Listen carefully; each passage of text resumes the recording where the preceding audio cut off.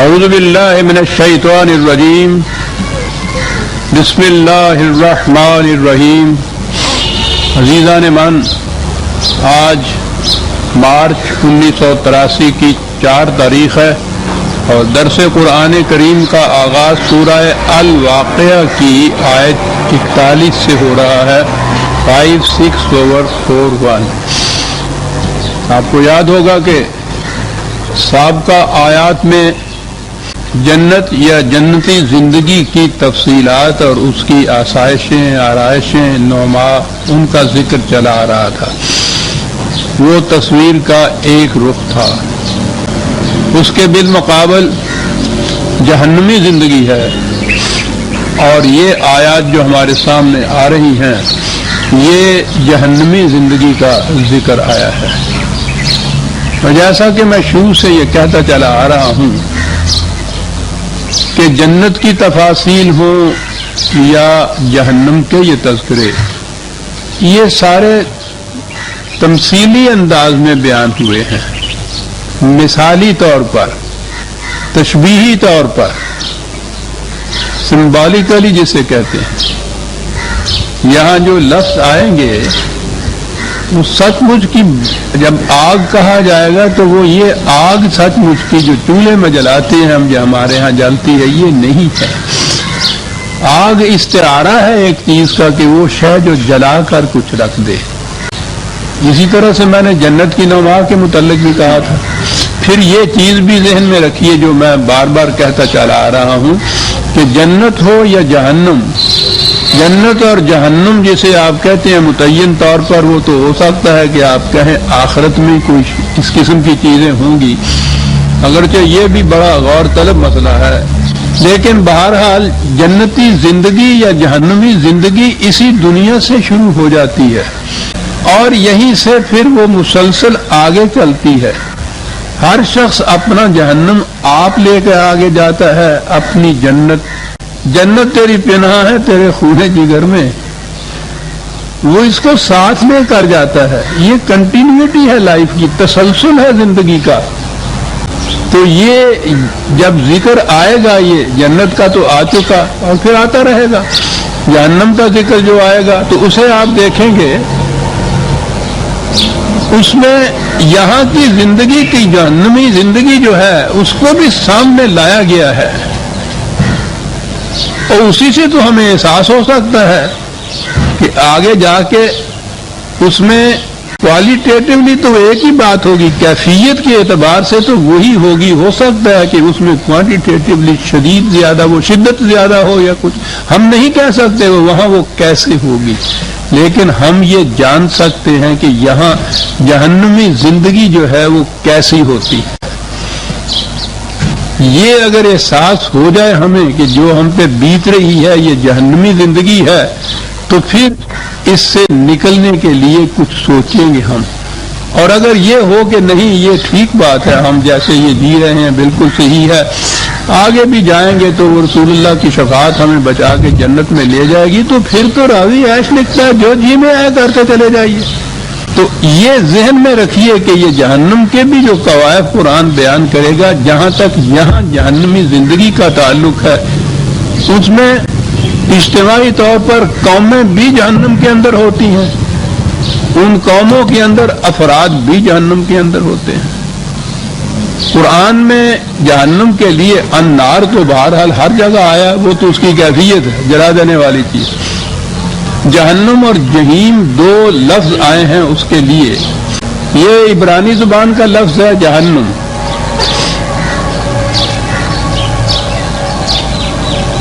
یہ 2 لفظوں سے مرکب ہے، جی ہنوم۔ جی وادی کو کہتے ہیں، ہنوم ایک شخص کا نام تھا، وادی ہنوم یوں ہوا جہنم جہاں سے ہوا۔ اس وادی کے اندر ایک اس دور کی آبادی کا ایک مندر تھا، ملوک تھا، وہ دیوتا ان کا، اس کا بہت بڑا مندر تھا۔ اس مندر میں ملوک دیوتا کے سامنے انسانوں کو ذبح کیا جاتا تھا اور جلایا جاتا تھا، قربانی دی جاتی تھی انسانوں کی اس دیوتا کے سامنے۔ تو یہ تو عہد پارینہ کے اندر یہ چلی آتی ہیں اس قسم کی قربانیاں دیوتاؤں کے سامنے، دیووں کے سامنے. ہمارے ہاں بھی جہالت کے اندر آپ دیکھتے ہیں کہ وہ بچوں کو ذبح کر دیتے ہیں. بہرحال اس دیوتا کے سامنے اس کے حضور انسانوں کو ذبح کر کے جلایا جاتا تھا. یہ خصوصیت تھی جہنم کی. تو جہنم ہے وہ زندگی کی حالت جس میں انسانیت ذبح ہوتی ہو، جلا کر راکھ دا ڈھیر کر دی جاتی ہو. یہ انسانوں کو جلانے والی بات تو کوئی شے ہی نہیں ہے. جسم جل جائے تو مرہم لگائیے آرام آ جاتا ہے، لیکن جہاں انسانیت ذبح ہو جائے اور وہ جلا کر راکھ کا ڈھیر بنا دی جائے، یہ وہ جہنم ہے جس میں کہا ہے کہ تم نکل نہیں سکتے. جہیم ہے دوسرا لفظ. آپ کو یاد ہے کہ میں نے بتا رہا ہوں کہ قرآن تصور یہ دیتا ہے کہ زندگی آگے چلتی ہے، بڑھتی ہے، ارتقائی منازل طے کرتی ہے، اوپر کو اٹھتی ہے، آگے جاتی ہے.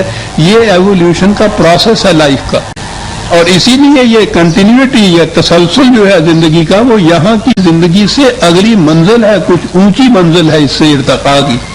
جہیم کہتے ہیں وہ مقام جہاں کوئی شے چلتی ہوئی رک جائے.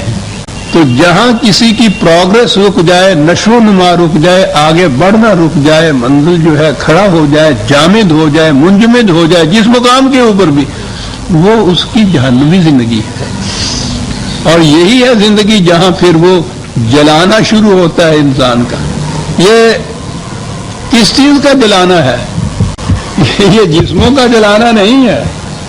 104/6 نار اللہ الموقدۃ التی تطلع علی الافئدہ. جہنم کی آگ خدا کی جلائی ہوئی جو دلوں کو جس کے شعلے دلوں کو لپیٹ لیتے ہیں. یہ تو وہ شعلے ہیں جو دلوں کو لپیٹتے ہیں. اب اس کے بعد ہم میں سے ہر شخص محسوس کر لے گا کہ ہم کس قسم کی جہنم میں ہیں. ہمارے دل کس طرح سے جلتے رہتے ہیں، انسانیت کس طرح راکھ کا ڈھیر بنتی رہتی. کن چیزوں سے جسم جلتے ہیں؟ نہ دل جلتے ہیں، انسانیت تباہ ہوتی ہے.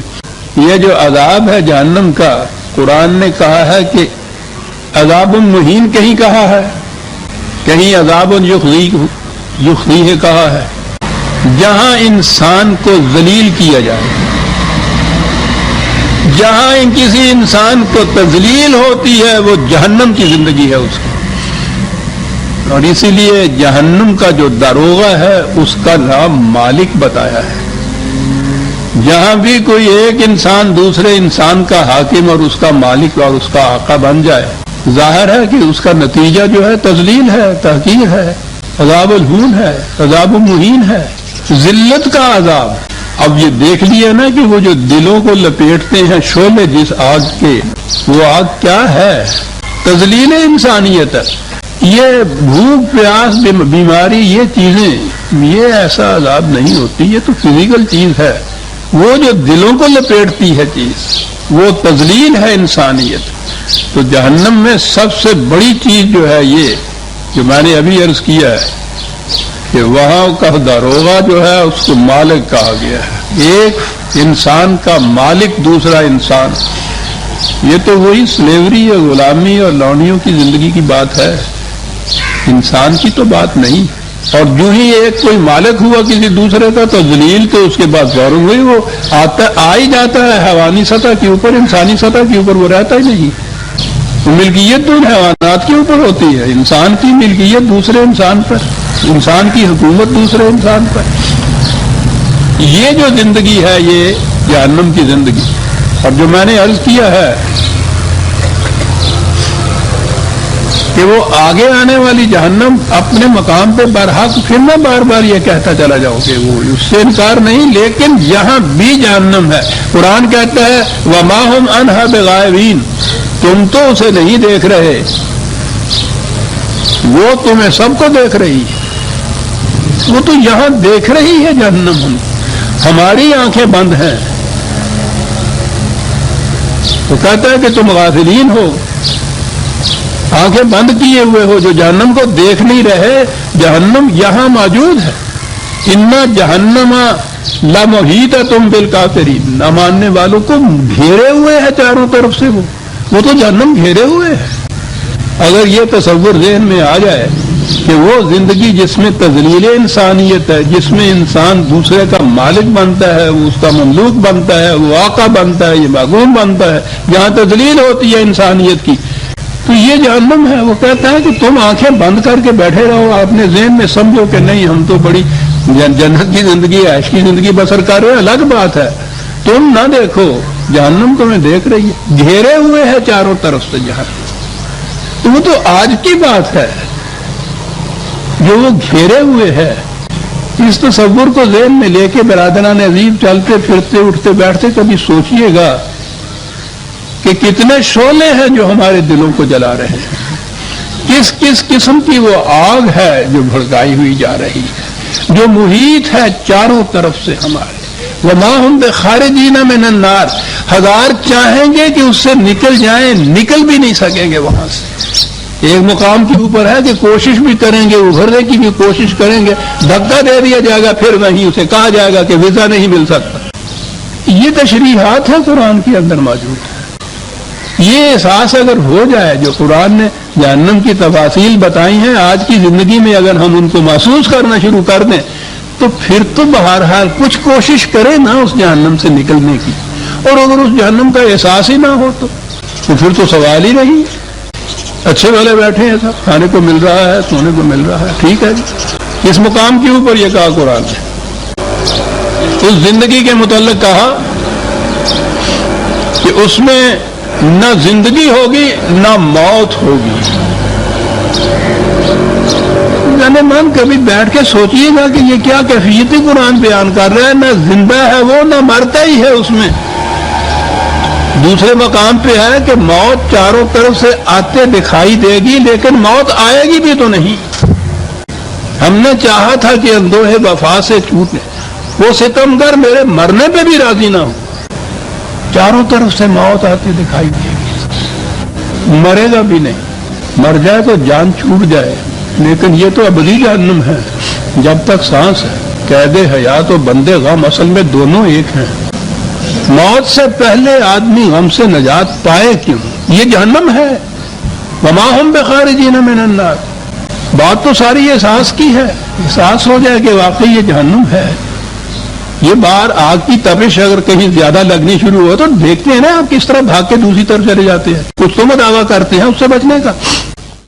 کریم میں جس طرح سے جنت کے متعلق ہے، جنت والوں کے متعلق بتایا ہوا ہے کہ ان کی نشانیاں کیا ہیں، علامات کیا ہیں، خصوصیات کیا ہیں، صفات کیا ہیں، اعمال کس قسم کے ہیں، اسی طرح جہنم کے متعلق بھی بڑی تفصیل سے بتایا ہوا ہے۔ وہ تو مقصد ہی زندگی کا یہ ہے کہ جہنم کی زندگی نہ ہو، اس سے نکال کے جنت کی زندگی جو ہے وہ بسر کرنا سکھایا۔ یہ ہے مقصود و منتہا قرآن کی تعلیم کا۔ تو اس لیے اس نے جہاں جنت کی تفاصیل بتائی ہیں، جہنم کے متعلق بھی اسی طرح سے بڑی تفاصیل تو آتی رہیں گی، لیکن بعض جگہ اس نے کچھ کیٹیگریز بتائی ہیں، گروہ شکیں، کہ اس قسم کی کیٹیگری میں جو لوگ واسطے ہیں نا وہ ہیں جہنم میں جانے والے۔ دو تین کیٹیگریز تو اس نے بڑی نمایاں طور پہ بتا دی۔ سورہ توبہ کی آیت 9/34 جو ہے، دو گروہ تو یہاں بتائے ہیں۔ یا ایھا الذین آمنوا ان کثیر من الاحبار والرہبان لیاکلون اموال الناس بالباطل ویصدون عن سبیل اللہ۔ ایک گروہ ان مذہبی پیشواؤں کا خود محنت نہیں کرتے، دوسروں کی محنت کی کمائی کے اوپر جیتے ہیں، دعویٰ یہ کرتے ہیں کہ ہم خدا کے راستے کی طرف تمہیں لے جاتے ہیں، حالانکہ خدا کے راستے میں سب سے بڑی رکاوٹ یہ خود ہوتے ہیں۔ غور فرمایا آپ نے یہ کیا کہا؟ پہلی چیز یہ ہے دوسرے کی محنت کی کمائی کے اوپر عیاشی کی زندگی بسر کرنا ہے، ابھی آئے گا یہ لفظ۔ اور پھر دوسری یہ چیز کہ وہ کمائی کرنا یہ کہہ کے کہ ہم تمہیں خدا کے راستے کی طرف لے جا رہے ہیں، خدا کے راستے میں سب سے بڑی رکاوٹ یہ ہوتی ہے، جان ہی نہیں دیتے وہاں۔ دوسری کیٹیگری والذین یکنزون الذھب والفضة ولا ينفقونها فی سبیل اللہ، جو لوگ زندگی کی یہ چیزیں جتنی بھی ہیں انسان کی ضرورتوں کے لیے ہیں، ضرورت پوری ہو جانے کے بعد جو باقی فالتو بچا ہوا ہے اس کو اقتناز جسے کہتے ہیں، جمع کر کے رکھ لینا اس کو، اور اس وقت کتنے ہی خود ضرورت مند انسان، محتاج انسان فاقے مار رہے ہوں، کتنی ضرورت ان کو ہو، ان کی ضرورت کے لیے اس کو کھلا نہ رکھنا، اپنی ضرورت پوری ہونے کے بعد جو کچھ فالتو ہے اس کو بھی دبا کے رکھ چھوڑنا، دولت کو اس طرح سے جمع کر چھوڑنا، حالانکہ یہ سامان رزق، وہ دولت تو ذریعہ ہوتا ہے ان چیزوں کو خریدنے کا، یہ تو اس لیے بنایا تھا کہ تمام انسانوں کی ضروریات زندگی پوری ہوتی رہے، لیکن اس قسم کا معاشرہ جس میں تقسیم کی یہ صورت ہو کہ جس کا داؤ چلے وہ جتنا جی چاہے سمیٹ کے لے جائے اور باقی بھوکے مارتے رہیں۔ کہا یہ لوگ جو اس طرح سمیٹ کے رکھ لیتے ہیں تو دو کیٹیگریز بتا دی، تو یہی یہ مذہبی پیشوائیت، علماء اور مشائخ دونوں اس کے اندر قرآن نے ذکر کر دیا ہے، اور وہ لوگ کہ جو اپنی ضرورتوں سے زائد جو کچھ ہے اس کو اس طرح سے دبا کے جمع کر کے رکھ لیتے ہیں، فبشرہم بعذاب علیم، اے رسول ان کو اعلان کر دو ایک دردناک عذاب کا، یوم یحمى علیہ فی نار جہنم، جب انہیں جہنم کی آگ میں جلایا جائے گا، فَتُقْوَى بِهَا حِبَالُهُمْ وَجُنُوبُهُمْ وَظُهُورُهُمْ، یہ اب تمثیلی انداز آ گیا، یہ ان کے روپے، پیسے، پاؤنڈ، سٹرلنگ، سکے جہنم کی آگ میں تپائے جائیں گے، تمثیلی بیان ہے، ان سے داغا جائے گا، ان کے ماتھوں کو، ان کی پشتوں کو، ان کے پہلوؤں کو، کہا جائے گا ھذا ما کنزتم لانفسکم، یہ ہیں وہ سکے جنہیں تم نے بجائے اس کے کہ حاجت مندوں کی ضرورت پوری کرنے کے کام آئے اپنے لیے تم نے جمع کر کے رکھا تھا، فذوقوا ما کنتم تکنزون، اب وہ آگ نہیں، یہی جو تم نے اس طرح سے دوسروں کو محتاج رکھ کر اپنے لیے جمع کر چکا ہے، اب اس عذاب کا مزہ چکھو۔ غور فرما رہے ہیں عزیزان من، کیا نظام دے رہا ہے قرآن، جس میں نہ مذہبی پیشوائیت ہے نہ سرمایہ داری ہے، ہر فرد کی ضروریات زندگی پوری ہوگی۔ اب یہ جو چیز ہے کہ یہ خدا کے راستے کی طرف جانے میں خود رکاوٹ بن جاتے ہیں، تیسری کیٹیگری آئی، وہ سامنے آ جائے گی، بات صاف ہو جائے گی۔ سورہ اعراف کی آیت 179 1779، دو گروہ، دو شکیں، دو کیٹیگریز ہمارے سامنے آ گئی، یہ تیسری کیٹیگری ہے ان عوام کی۔ وَلَقَدْ زَرَعْنَا لِجَهَنَّمَ كَثِيرًا مِنَ الْجِنِّ وَالْإِنسِ، کہتے ہیں یہ آبادیاں متمدن دنیا کے شہروں کی ہوں، آبادیاں باہر کی ہوں، کچھ لوگ ایسے ہوتے ہیں کہ جن کے حالات بتا رہے ہوتے ہیں کہ یہ تو جہنم میں جانے والے ہیں، یہی پتہ چل جاتا ہے، یعنی اس نے بتایا ہے علامت کہ ان کو دیکھ کے پتہ چل جاتا ہے کہ یہ جہنمی ہے۔ کیا نشانی بنائی؟ کون ہیں لوگ یہ؟ لَهُمْ قُلُوبٌ لَا يَفْقَهُونَ بِهَا، سینے میں وہ دل تو رکھتے ہیں کہ جن میں سمجھنے کی صلاحیت ہے، لیکن ان سے سمجھنے سوچنے کا کام نہیں لیتے۔ وَلَهُمْ أَعْيُنٌ لَا يُبْصِرُونَ بِهَا، آنکھیں رکھتے ہیں، دیکھ سکتے ہیں، دیکھنے کا کام نہیں لیتے۔ وَلَهُمْ آذَانٌ لَا يَسْمَعُونَ بِهَا، کان بھی رکھتے ہیں، سننے کا کام خود نہیں لیتے۔ ایک تو وہ ہے نا کہ جن میں یہ صلاحیتیں ہی نہیں ہیں، چلیے کسی سطح پہ لے لیجیے، لے لیجیے، ہے ہی نہیں صلاحیتیں، یا ویسے ہی مینٹلی ایسے ہو گئے۔ پہلی چیز یہ ہے کہ یہ سب کچھ رکھتے ہیں، ان سے خود کام نہیں لیتے، سمجھنے کا، سوچنے کا، دیکھنے کا، بھالنے کا۔ اب آئیے ادھر کڑی جا ملی ہے مذہبی پیشوائیت کے اوپر، کوئی معاملہ، کوئی مسئلہ، کوئی پرابلم سامنے آئے، یہ نہیں ہے کہ وہ دیکھیں کہ حالات کیا ہیں، سنیں کہ اس کے متعلق وا فریاد کیا ہو رہی ہے، سوچیں کہ اس کا حل کیا ہوگا۔ کرتے کیا ہیں وہ؟ جب بھی کوئی بات ہو تو انہوں نے کہا یہ الماوردی نے یہ کہا ہے، طبری نے یہ فرمایا ہے، ابن کثیر میں یہ آیا ہے۔ ارے بھائی، تمہیں خدا نے آنکھیں دی، کان دیے، دل دیا، سمجھنے سوچنے کی صلاحیت دی، تم تو یہ اس طرح کوٹ کیے جاتے ہو، ہر کتاب کے اندر یہ لکھا ہوتا ہے، کچھ اپنی سوچ سمجھ سے بھی بات کرو۔ کہا کہ نہیں صاحب یہ مذہب کا معاملہ ہے، اس میں سوچنا سمجھنا حرام ہے، لجہنم کثیر من، کہتا اور تمہیں بتائیں جن کی روش زندگی سے پتہ چل جائے گا کہ یہ جہنم میں جانے والے ہیں. یہ سطح زندگی انسان کی نہیں ہے، یہ حیوان کی سطح زندگی ہے. پہلے تو یہ کہا کہ اولئک کالانعام، پہلے یہ کہا کہ اس اعتبار سے تو یہ سمجھ لیجئے کہ یہ جو زندگی ہے یہ انسان کی نہیں حیوانوں کی ہے. یہ حیوان کی بات ہے کہ ریوڑ چرانے والا اس گلے کو ریوڑ کو لیے جاتا ہے، اس نے تا کہا وہ بائیں کی طرف مڑ گئے، اتے کہا وہ دائیں کی طرف چلے گئے. نہ اپنی آنکھیں نہ اپنے کان نہ اپنا دل، جس طرف آواز دی جا رہی ہے اس طرف چلے جا رہے ہیں. صاحب ماوردی نے یہ کہا ہے، ابن کثیر نے یہ فرمایا ہے، جو گڈریا کہتا چلا جا رہا ہے یہ مانتے چلے جا رہے ہیں. نہ اپنی آنکھیں ہیں نہ کان ہے نہ دل ہے موجود. یہ پہلی چیز دیکھیے، پہلی چیز تو کہی کہ روش تو ایسی ہے جیسے حیوانات کی ہوتی ہے، لیکن بل ہم عدل، اس سے بھی گئے گزرے. حیوانات میں تو صلاحیت نہیں تھی اس چیز کی. صلاحیت رکھتے ہوئے اپنے دل و دماغ سے کام نہ لینا، اپنے عقل و شعور اور فکر اور علم اور تدبر سے کام نہ لینا، انعام کی طرح بھیڑوں کی طرح آواز پہ چلتے چلے جانا. ادھر کیوں جا رہے ہو جی؟ اگلی بھیڑ جو جا رہی ہے یہ ایک اندھوں کی قطار ہے، وہ اگلا اندر جو چلا جا رہا ہے، پچھلے اندر جو اس کے پیچھے پیچھے چلے جا رہے ہیں. کہتا یہ کیٹیگری ہے. کہا یہ سب کچھ رکھتے ہیں دل اور دماغ اور آنکھیں اور کان. کیا بات ہے یہ؟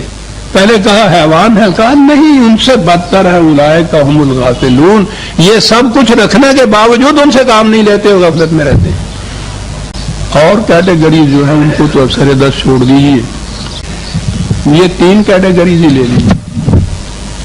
وہ نظام جس میں مالک ہو انسان کا انسان، جو جہنم کا دروازہ بتایا گیا ہے، محکومیت ہو اس میں انسانوں کی انسانوں کی. وہ معاشرہ جس میں اوپر کی کیٹیگریز تو 2 ہی بتا دیں کہ ایک تو وہ کہ جو خدا کی طرف دعوت دینے کے مدعی ہیں اور خدا کی طرف جانے والے راستے کے اندر روک بن کر کھڑے ہوئے ہیں، نہ خود سوچنے سمجھنے سے کام لیتے ہیں نہ تمہیں سوچنے سمجھنے دیتے ہیں. یہ دوسرا کیٹیگری یہ کہ کوئی بات بھی سامنے آئے وہ کبھی یہ نہیں کہتے کہ صاحب عقل و فکر کی روح سے بھی غور کر کے اس کے اوپر دیکھو، وہ تو بالکل حرام ہے. وہاں کوڈ کر دیجئے کہ صاحب فلاں نے یہ کہا، فلاں نے یہ فرمایا، یوں کسی نے یہ کہا. آواز باہر سے جو آ رہی ہے اس کے اوپر یہ بھیڑوں کا غلہ چلا جا رہا ہے اور چلا جا رہا ہے. اور تیسری کیٹیگری یہ ہے کہ زندگی کی وہ ضروریات جو خدا نے بلا مفت و معاوضہ اس طرح سے عام کی ہوئی ہیں، اپنی ضرورت کے مطابق جو ہر ایک کو لینا ہی ہے باہر ہے، اس سے زائد جو پڑا ہوا ہے جس میں ہزاروں لاکھوں کی ضروریات پوری کرنی تھی، ہو جانی تھی، ان کو جمع کر کے تنظم رکھا ہوا ہے، کسی کام نہیں آ رہا، ان کو محتاج بنا رکھا ہے. یہ تیسرا نظام کے اعتبار سے آپ دیکھیں، یہ نظام سرمایہ داری ہوتا یہ ہے کہ معنی ہوتے ہیں کہ ہر فرد کو حق حاصل ہے، جتنی جی چاہے دولت وہ جمع کرتا رہے، اس سے فکر نہیں ہوتی کہ کتنے محتاج ہو جاتے ہیں، محروم ہو جاتے ہیں اس دولت سے. وہ دولت تو اگر قرآن نے جو کہا ہے کہ اس طرح سے دولت کی گردش نہ کرو کہ وہ ایک اوپر کے طبقے میں ہی پھرتی رہے، یہ ذریعہ ہے انسانوں کی نشو و نما کی اشیاء کے پیدا کرنے یا خریدنے کا. یہ سارے طبقے کے اندر اس کو گردش کرنا چاہیے. اوپر کرتی چلے جائے گی تو نیچے کا طبقہ محروم رہ جائے گا نا. تو یہ 2 کیٹیگری تو یہاں ہو گئے، مذہبی پیشوائیت، سرمایہ داری. اب رہے ہوا دوسرے عوام، ان کے متعلق کہا کہ اگر وہ سمجھنے سوچنے کی صلاحیت رکھنے کے باوجود سمجھ سوچ کے کام نہیں لیتے اور جو کچھ کوٹ کر دیا جاتا ہے، حوالہ دے دیا جاتا ہے، ریفرنس دے دی جاتی ہے، کہہ دیا جاتا ہے کہ یہ فرمایا اور یہ آیا ہے اور اس کے مطابق وہ چل پڑے بھیڑوں کی طرح، یہ بھی جہنم کی زندگی ہے جو بسر کر رہے ہیں. آگے چل کے ہمارے سامنے مین آئٹم جو یا مین کیٹیگریز جس کو آپ کہیں گے نا، وہ یہی آئیں گی. اللہ کے نام پہ دھوکہ دینے والے، دوسروں کو ضروریات سے محروم رکھ کر اپنے لیے جمع کرتے ہوئے چلے جانے والے، عقل و فکر سے کام نہ لینے والے، صلاحیتیں رکھنے کے باوجود. عزیزان مان، اب اس کے بعد ذرا آنکھیں کھول کے دیکھیے گا کہ کس قسم کی جہنم ہے جس کے اندر ہم محیط ہیں جو ہمارے اوپر. اب یہیں سے بات کو جہنم کی آگئی. واصحاب الشمال وما اصحاب الشمال، یہ پہلے اصحاب یمین تھے، خوش بخت برکت والی زندگی والے. اب دوسری طرف آئے، ان کے ہاں یہ دوسری کیٹیگری شمال جو کہتے تھے وہ بد نصیب جسے ہم عام طور پہ کہا کرتے ہیں، ورنہ قسمت اور نصیب کے تو الفاظ ہم نے وضع کر لیے ہیں اپنے لیے کہ بڑا بد قسمت ہے، بڑا بد نصیب ہے. نصیب تو وہ ٹھیک ہے کہ اس کے حصے میں کچھ نہیں آتا، یہ قسمت کا تصور تو بڑا غلط ہے، غلط نظام ہے جس کے اندر جہنم میں پھنسے ہوئے جو ہوتے ہیں وہ سارے بد نصیب ہوتے ہیں. وہ اصحاب الشمال اس معنی میں جس میں ہم کہتے ہیں نا کہ اب آئیے ان کی طرف جو بڑے بد نصیب ہے بیچارے، کیونکہ ادھر اصحاب یمین کہا تھا جس کے معنی دائیں ہاتھ والے ہوتے ہیں. فی سموم و حمیم، اب وہ آئی تمثیلی بیان جو آیا ہے وہی جس کو عذاب کہا جائے گا. عرب جیسا ملک، صحرا جیسا، ہم تو جانتے ہی نہیں سموم ہوتی کیا ہے. کم بات، یہ تو کبھی کبھی ہمارے ہاں لو چلتی ہے تو اس لو میں بھی آپ دیکھیے اس کے تھپیڑے کیا کرتے ہیں انسان کو، لیکن یہ لو تو اس لو کے مقابلے میں شے کچھ نہیں ہوتی. اب انہیں جو سمجھانا ہے تو ان کی زبان میں ہی سمجھایا جائے گا اور کہا جائے گا کہ یہ مثالی بات ہے جو ہم تمہیں کہہ رہے ہیں. یہ لو کے تھپیڑے تمہیں چہرے پہ لگتے ہیں، اس کو بھی تم لپیٹ لیتے ہو. یہ عربوں کا لباس اسی لیے ہے اس قسم کا کہ وہ لو کے تھپیڑوں سے لپیٹتے ہیں. آپ اس سے تو بچ جاتے ہو، لیکن جو لو کے تھپیڑے دلوں کو تمہارے گھیرنے، اس سے تو باہر کا لباس تمہیں نہیں بچا سکتا. اور ظلم من یاموم، صحراؤں کے اندر سایہ دار درخت کا مل جانا بڑی نعمت. کہا سایہ تو کر سکتے ہو، ایک سایہ وہ ہے جو مہمان کے لیے کیا جاتا ہے، صاحبان شامیانہ یہ لٹکایا جاتا ہے، اس میں ٹھنڈک بھی ہوتی ہے، اس میں عزت بھی ہوتی ہے. کہا کہ ایک سایہ ہوتا ہے کارخانے کی چمنی کا دھواں نکلے اور سورج کے سامنے آ جائے. کیا مثال ہے سایہ، کہ سایہ تو اس سے بھی ہوتا ہے لیکن لا بارد ولا کریم، نہ وہ سایہ ٹھنڈا ہوتا ہے نہ اس میں عزت ہوتی ہے. یہ جو دوسروں کی کمائی، میں بھی عرض کروں گا کہ یہ کن کے متعلق ہے. کہا کن کی بات کر رہے ہیں ہم؟ انہم کانوا قبل ذالک مترفین، یہ وہ لوگ تھے جو اس سے پہلے دوسروں کی محنت کی کمائی پہ زندگی بسر کیا کرتے تھے. الفاظ موجود. اس دولت سے وہ سامان تو خرید لیں گے کہ وہ سائے کا سامان بھی ہوگا، ٹھنڈک کا سامان بھی وہ ہو، لیکن کہا کہ غور سے دیکھو تو اس سامان کے اندر عزت نہیں ملے گی، ٹھنڈک نہیں ملے گی. ٹھیک ہے جسم پہ سایہ ہو جائے گا، ٹھنڈا بھی ہو جائے گا، اور اب تو ایئر کنڈیشنر بھی لگائے جا سکتے ہیں، لگاتے ہیں، یہ سب کچھ ملے گا، لیکن وہ جو دلوں کو لپیٹے ہوئے ہیں شعلے، ان سے وہ ٹھنڈے نہیں ہو سکیں گے. وقانو یصرون علی الحنث العظیم. پھر یہ مصیبت یہ کہ ان کو کہا جاتا تھا کہ بھئی یہ بہت بڑا جرم ہے انسانیت کا جو تم کر رہے ہو، دوسروں حاجت مندوں کو محروم کر کے اور اپنے پاس بے فائدہ ایک چیز، بیکار ایک چیز رکھ چھوڑنا، یہ بہت بڑا جرم ہے. اور پھر جو تذلیل ہے انسانیت کی، یہ تو ناقابل تلافی جرم ہے عزیزان من، یہ بخشا ہی نہیں جا سکتا. کہا جاتا تھا ان سے، لیکن بھائی کانوا یقولون، بڑی عجیب بات کی، کہا یہ کہتے تھے کہ صاحب دیکھ لیجئے ہم تو عیش کرتے ہیں، ہمارا کوئی کچھ نہیں بگاڑ سکتا، ہم ماخوذ نہیں ہو سکتے، گرفت میں نہیں آ سکتے، آ بھی جائیں ہمیں پتا ہے کیسے چھوٹ سکتے ہیں، چھوٹتے ہیں. کہا ایک ہی بات ہے جو اس سے بچا سکتی ہے، وہ یہ کہ یہاں ان کی گرفت سے تو ہم چھوٹ سکتے ہیں، لیکن خدا کے قانون مکافات عمل کی گرفت سے تو ہم نہیں چھوٹ سکتے. اس کی گرفت کا تو یہ عالم ہے کہ یہاں اگر کوئی مجرم مفرور بھی ہو جائے، جسے اشتہاری مجرم کہتے ہیں، وہ بہرحال اسی دنیا میں کہیں پھرتا ہوگا، اسی لیے کبھی نہ کبھی 5-7 سال 10-10 سال کے بعد قابو آ جاتا ہے. یہ ذہن میں آ جائے کہ یہاں اگر ہم بھاگ جائیں گے تو چھوٹ جائے. وہ کہتا ہے کہ خدا کے قانون مکافات کی گرفت سے بھاگ کر کہاں جاؤ گے؟ وہاں تو مرنے کے بعد بھی تم نہیں چھوٹ سکتے، زندگی آگے چلے گی، وہاں پکڑے جاؤ گے. اور ایک ہی چیز ہے عزیزان من جو اخلاق کو سنوار سکتی ہے، نظام کو سنوار سکتی ہے، جس سے یہ خرابیاں دور ہو سکتی ہیں. بنیادی چیز خدا کے قانون مکافات عمل پر ایمان. جس چور کو یہ پتا ہو کہ سامنے سپاہی کھڑا ہے وہ اس وقت تو کبھی چوری نہیں کرے گا. یہ تو اب محسوس آنکھیں ہیں اور محسوس چوری ہے. جس کے متعلق یہ کہا جائے کہ وہ قانون مکافات تمہارے دل میں گزرنے والے خیالات تک سے بھی واقف ہے. وہ بالآخرت ہم یوقنون، قرآن کے پہلے ہی صفحے کے اوپر پہلی جو سورت سمجھ لیجیے فاتحہ کے بعد پہلی چیز یہ کہی گئی ہے، یقین اس بات کا کہ ہماری قرآن کے الفاظ میں کہ نگاہ کی خیانت اور دل کا ارادہ بھی اس کی گرفت سے نہیں بچ سکتا. ایمان اس چیز کے اوپر. ایمان کیا ہو؟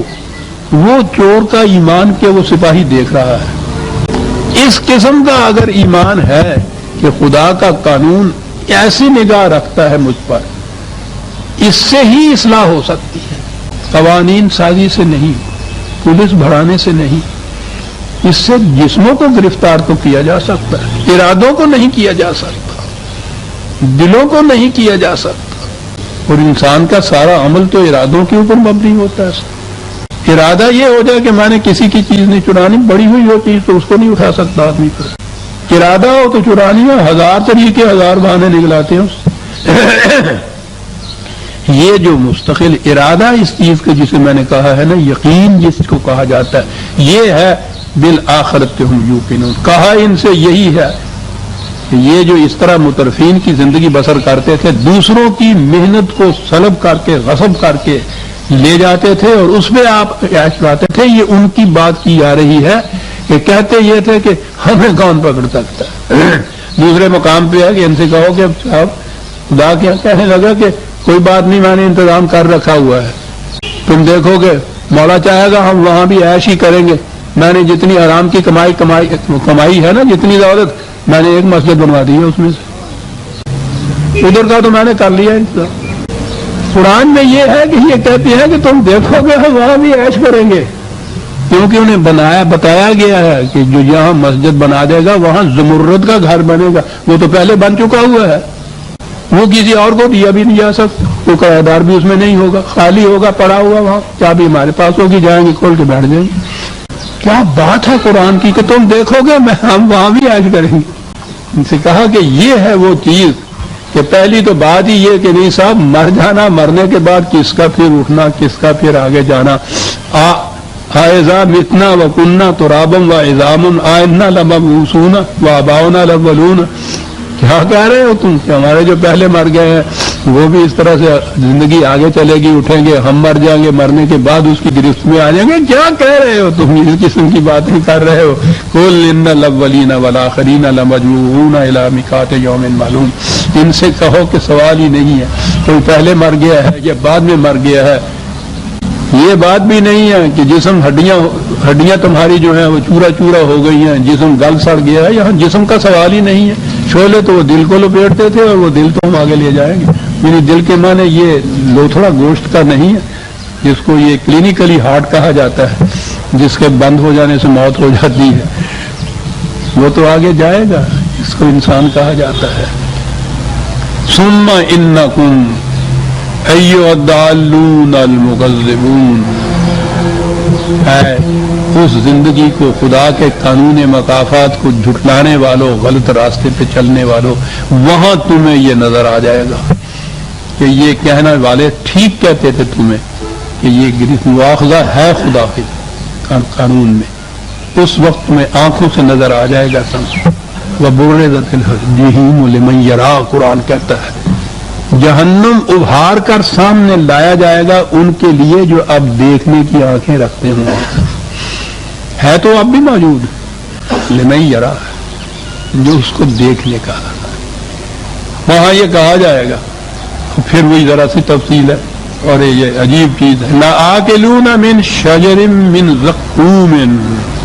وہ شجرۃ الزقوم کہا گیا ہوا ہے. یہ ان کے ہاں وہ کہنے کے لیے تو ویسے اس قسم کا یہ جیسے تھور کی قسم کا کوئی ہوتا ہے نا، یوں مجازی معنی تو اس کے حقیقی معنوں میں تو یوں ہوتا ہے، وہ کہا کرتے ایسا کھانا کہ جو نہ اگلا جائے نہ نگلا جائے، اس قسم کا۔ دوسری جگہ یہ کہ وہ تم یہ نہ سمجھ لینا کہ سچ مچ کا کوئی وہ پودا ہے جس کی بات کی جا رہی ہے، اس کو تو کہا گیا ہے کہ وہ تو جہنم کی اس کی جڑیں جہنم کے پتالے سے نکلیں گی۔ تو جہنم جہاں سمجھے نا اتنا آگ ہے اور یہ کچھ ہے، اس کے جہنم کے نچلے گڑے سے وہ ایک پودا پھوٹے گا، تو وہ یہ سچ مچ کا پودا تو یہ نہیں ہوگا نا، وہ یہ رزق ہوگا۔ یہی بات بتا دی کہ یہ کون لوگ ہیں جن کو یہ رزق ملے گا۔ 44/44 بڑی تفصیلات ہیں عزیزان من جہنم کی زندگی، بچ ہی سکتا ہے انسان اس طرح سے۔ 44/45 والی لے لیجیے۔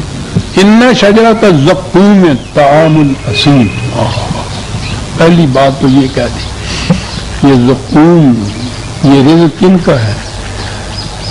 یہ میں نے پہلے بھی بتایا تھا کہ ہمارے ہاں تو ترجموں کے اندر جتنے الفاظ ہیں نا، اسم اور عدوان اور عصیان اور یہ سب کا ترجمہ گناہ ہی کیا جاتا ہے۔ یہ ایسی بات نہیں ہے کہ یہ شاعری ہے کہ کبھی یہ لفظ کہہ دیا کبھی وہ، یہ تو شعر کے لیے ہوتا ہے نا، وزن کے لیے، قافیے کے لیے۔ قرآن کا تو ایک لفظ پہاڑ کی طرح اٹل ہے، الگ معنی رکھتا ہے۔ اسم ہوتا ہے جس میں انسان تھک جائے، مزمل ہو جائے، محنت کرنے کی اس میں سخت باقی نہ رہے۔ یہ دوسروں کی کمائی کے اوپر جب جینے کی عادت پڑ جائے، اس میں محنت کرنے کی سخت ہی نہیں رہتی۔ اس لیے اس نے نظام یہ بتایا ہے کہ لیس للانسان الا ما سعی، محنت کا معاوضہ ملنا چاہیے، یاد رکھو۔ اس سے قومیں زندہ رہتی ہیں۔ اگر بغیر محنت کیے ہوئے آپ اس قسم کی عیاشی کی زندگی بسر کر سکتے ہیں تو محنت کرنے کی صلاحیت ہی ختم ہو جاتی ہے۔ اس کے بعد آپ اس قابل ہی نہیں رہتے کہ زندہ محنت کرنے والے جفاکش انسانوں کے ہمدوش چل سکیں۔ اور ان کے ہاں ناقۃ العاصمہ اس اونٹنی کو کہتے تھے جو تکان کی وجہ سے باقی ڈار سے پیچھے رہ جائے، آگے ان کے ساتھ چل نہ سکے۔ برادران عظیم، افراد کو چھوڑ دیجیے، قوموں کو دیکھیے، اپنی قوم کو دیکھیے۔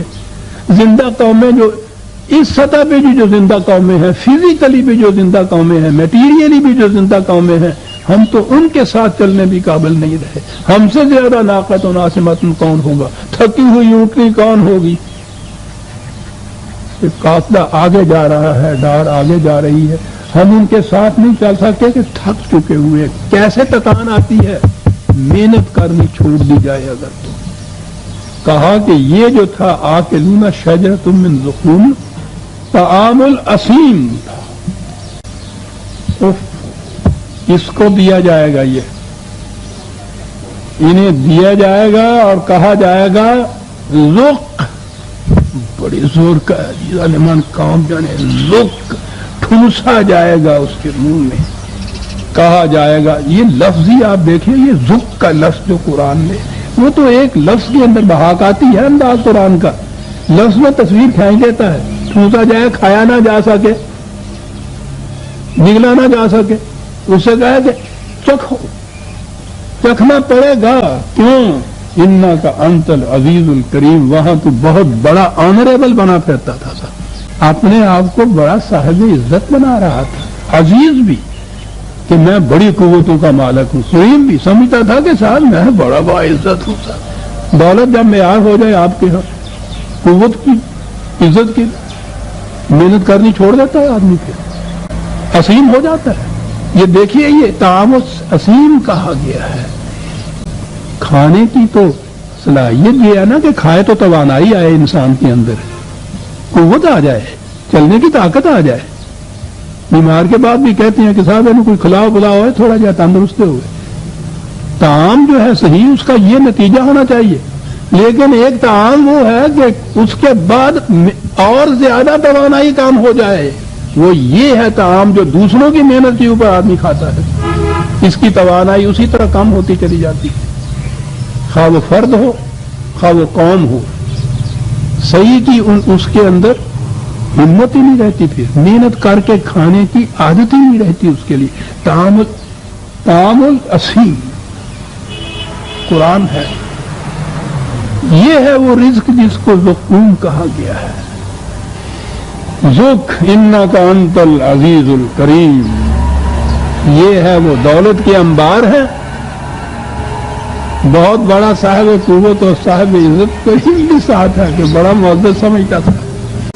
ان کی بارگاہ میں جب وہ استقبالیہ میں وہ پڑھا جاتا ہے نا، اس کے ہاں کا جو فریم کر کے پھر جو دیا جاتا ہے اس میں القاب ان کے جو ہوتے ہیں وہ ذرا دیکھیے، عزیز و کریم تو دو ہی لفظ ہے صاحب، دنیا بھر کے احساس ان کے ہاں، اس لیے کہ اس نے زیادہ سے زیادہ غریبوں اور محنت کشوں کی دولت کو سلب کیا تھا۔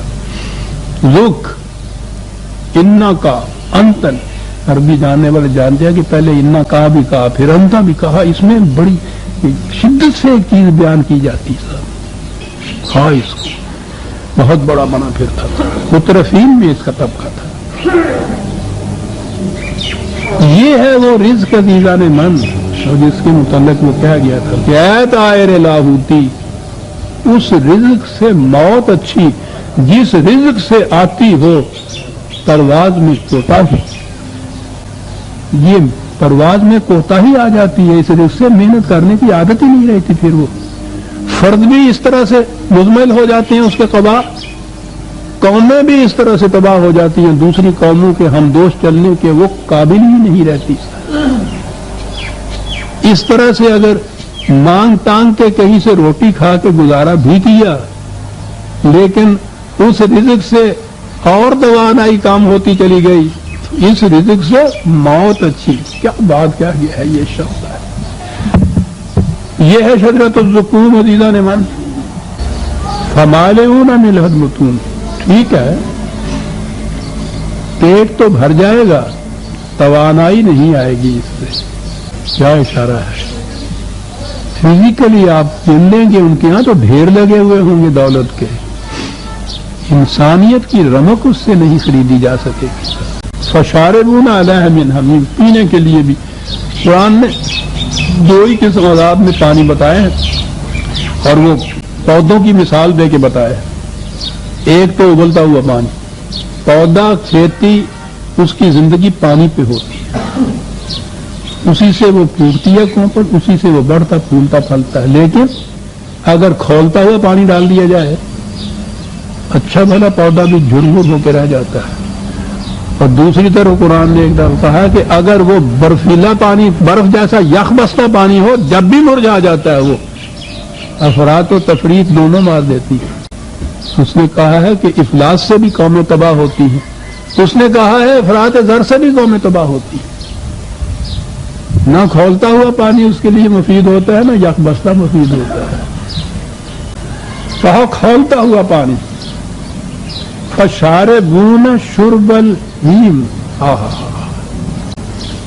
ایک تو ضرورت ہوتی ہے نا، انسان کی بھوک لگی ہوئی ہے، ضرورت ہے، ایک روٹی کھا لے گا، دو کھا لے گا، چار کھا لے گا، اس کے بعد تو بھوک ختم ہوگی، ٹھیک ہے، بھوک احتیاج پوری ہو گئی۔ پینے کے لیے پانی کتنا پی لے گا، بہت ہی زیادہ دوپہر کے وقت بھاگا ہوا پیاسا آئے گا تو ایک گلاس کے بعد دوسرا گلاس آپ دے دیں گے، دوسرا پی لے گا، اس کے بعد ختم ہو جائے، پیاس ختم ہو گئی۔ ان کے ہاں ایک بیماری لگتی تھی اونٹوں کو، پتہ نہیں ادھر کی جانوروں کو بھی، مواشیوں کو لگتی ہے، اسے جھوٹی پیاس کہتے تھے۔ جھوٹی پیاس میں مارا مارا وہ پھرتا تھا، پانی پیتا تھا، پیاس بجھتی نہیں تھی۔ غور فرماتے ہیں آپ، یہ نظام سرمایہ داری، یہ سرمایہ داروں کا نقشہ کیا کھینچا ہے۔ ضرورت کے لیے تو ایک حد متعین ہوتی ہے،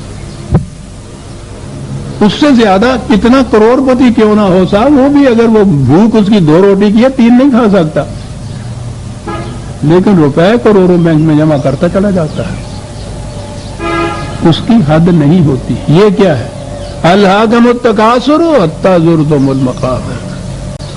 ضرورت نہیں، ایک دوسرے سے آگے بڑھنے کی ہوس جو ہے وہ اس کو لیے چلے جا رہی ہے، بھاگتا چلا جا رہا ہے، تھکا ہوا بھاگ رہا ہے، تاکہ قبر کے گڑھے میں جا گرتا ہے۔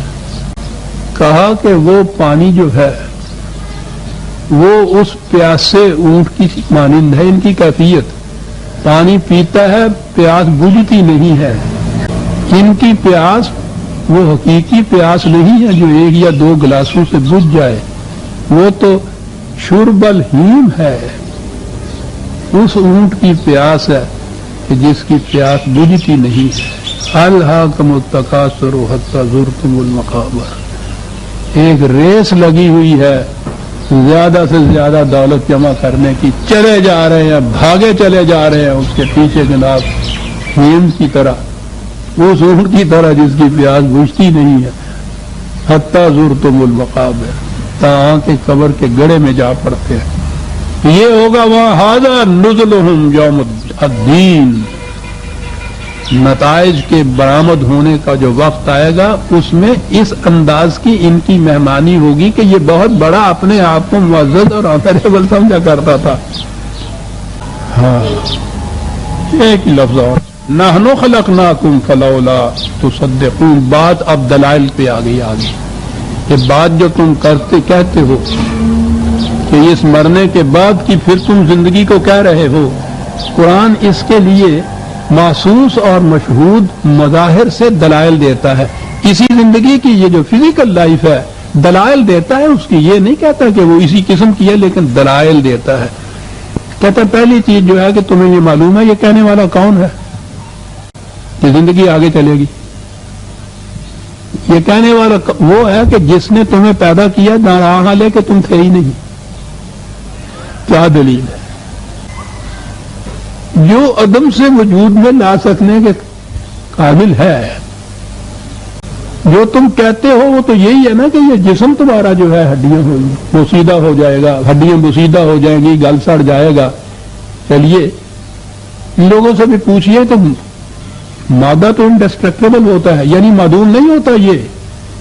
یہ اور تبدیل ہو جاتا ہے. یہ وہ مٹی میں مل جائے گا جسم تمہارا, کیڑے کھا جائیں گے, وہ اجزاء اس کے یوں تو پریشان ہو جائیں گے. ہوا کرے وہ تو رہیں گے. وہ کہتا ہے وہ یہ کہنے والا وہ ہے جس نے اس طرح تمہیں پیدا کیا کہ تم معدوم تھے, تم کوئی شے ہی نہیں تھے. From nothingness to creation.